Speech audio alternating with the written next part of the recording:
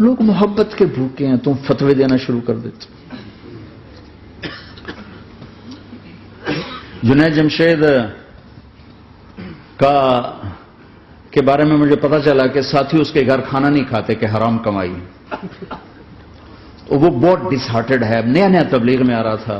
میرا آگے کہیں سفر تھا، جماعت میں جا رہے تھے، کراچی سے آگے جانا تھا. تو میں نے اسے فون کیا کہ میں آ رہا ہوں، میں کھانا تیرے گھر کھاؤں گا. تو وہ کہنے لگا میرے گھر؟ میں نے کہا ہاں تمہارے گھر. پھر کہنے لگا میرے گھر؟ میں نے کہا ہاں تمہارے گھر.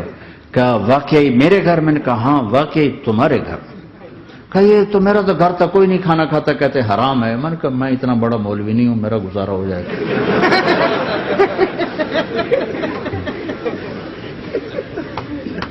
کچھ عرصے بعد وہ 4 مہینے کے لیے جماعت میں چل رہا تھا.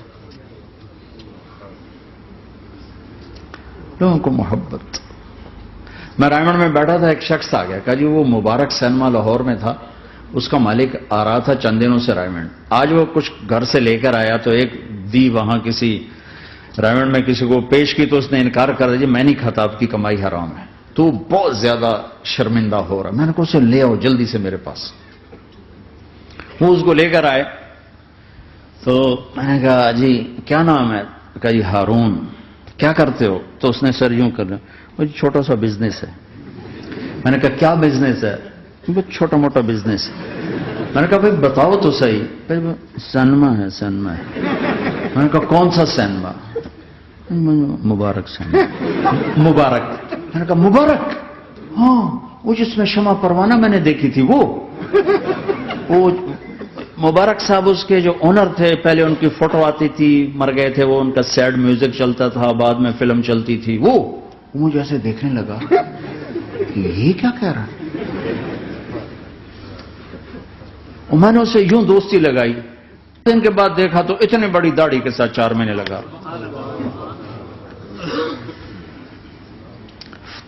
لوگ فتوے دینے میں بڑی جلدی کرتے، بدگمان بڑی جلدی ہوتی.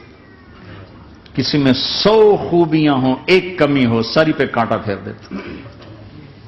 میں اپنے ڈیرے میں تھا، ایک انجینئر پڑھا لکھا بڑا آ گیا. تم تبلیغ والے منافق ہو، تم تبلیغ والے جو ہے اوپر سے کچھ ہو اندر سے کچھ ہو، یہ کرتے یہ کرتے یہ کرتے. شروع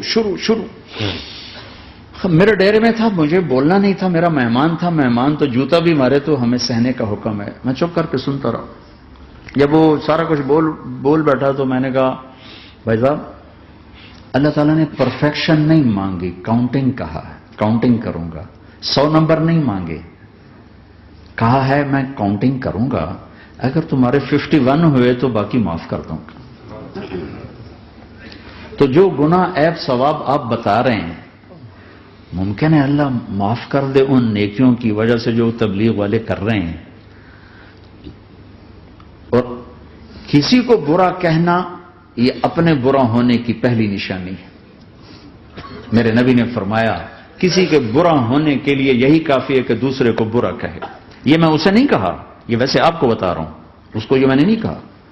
آپ سے عرض کر رہا ہوں کہ میرے نبی نے فرمایا کہ کسی کے برا ہونے کے لیے اتنا ہی کافی ہے کہ دوسروں کو برا سمجھو. میں نے کہا اللہ نے کاؤنٹنگ رکھی ہے، کاؤنٹنگ. اور میں نے کہا یہ جو حکومت پاکستان ہے یہ کوئی اتنی اچھی حکومت نہیں ہے، لیکن یہ بھی اپنے رعایا کے لیے اتنی رحم دل ہے کہ جو لڑکا 33 نمبر لے اس کو پاس کر دیتے ہیں. 67 نمبر نہیں لیے کوئی بھی نہیں کہتا کہ تو فیل ہے، سب کہتے تو پاس ہے، تو پاس ہے، تو پاس ہے. فیل ہونے کا تانا کوئی نہیں دے سکتا، پاس ہے. ٹھیک ہے. میں نے کہا اللہ اس حکومت پاکستان سے کروڑوں گنا زیادہ مہربان ہے. پتہ نہیں کون سی نیکی پہ مہربان اگر جاؤ.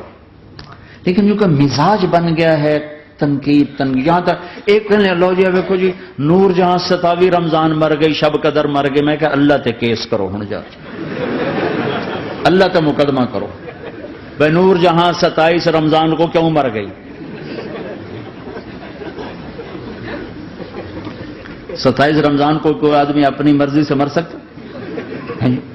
اتنی مقدس رات، اتنا مقدس دن، تو کوئی بات تو اللہ کو پسند آئی جو اس کی موت دی. لیکن ہماری عادت بن گئی ہے کمیاں پکڑنا، ٹانٹنگ کرنا، چھلنی کر دینا سینہ.